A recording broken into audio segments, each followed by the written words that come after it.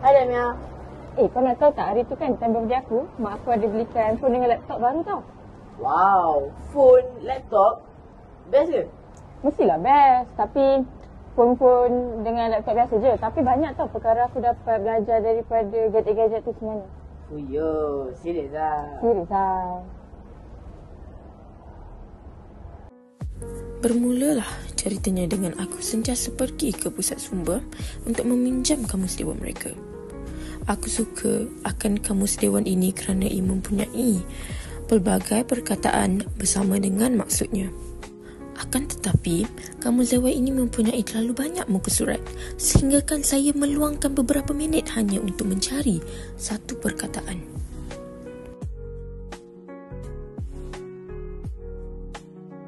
Kemudian, saya juga suka mencari buku-buku latihan lama untuk membuat ulang kaji.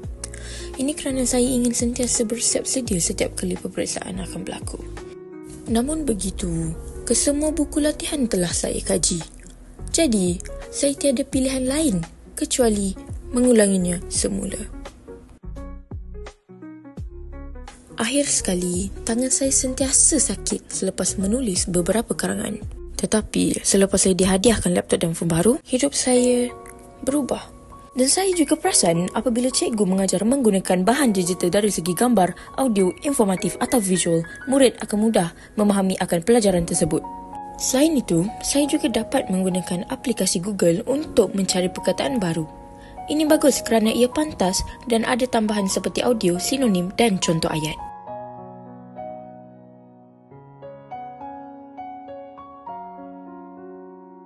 Kemudian, saya juga belajar menggunakan laman web bernama Quizizz.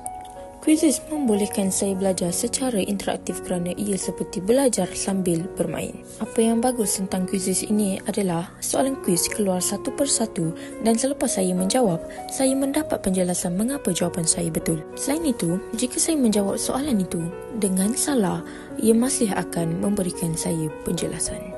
Dan yang menariknya adalah di setiap soalan terakhir kuis ini, Quizizz memberikan saya peluang untuk menjawab semula soalan yang salah. Ini membuatkan saya lebih peka akan jawapan dan penjelasan yang diberi. Akhir sekali, sebagai seorang yang mencintakan buku, saya gemar untuk pergi ke laman web Perpustakaan Negara Malaysia.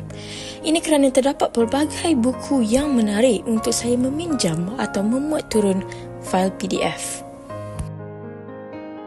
Apabila saya memuat turun fail PDF tersebut, saya boleh membaca buku-buku yang dimuat turun itu di mana-mana saja saya berada.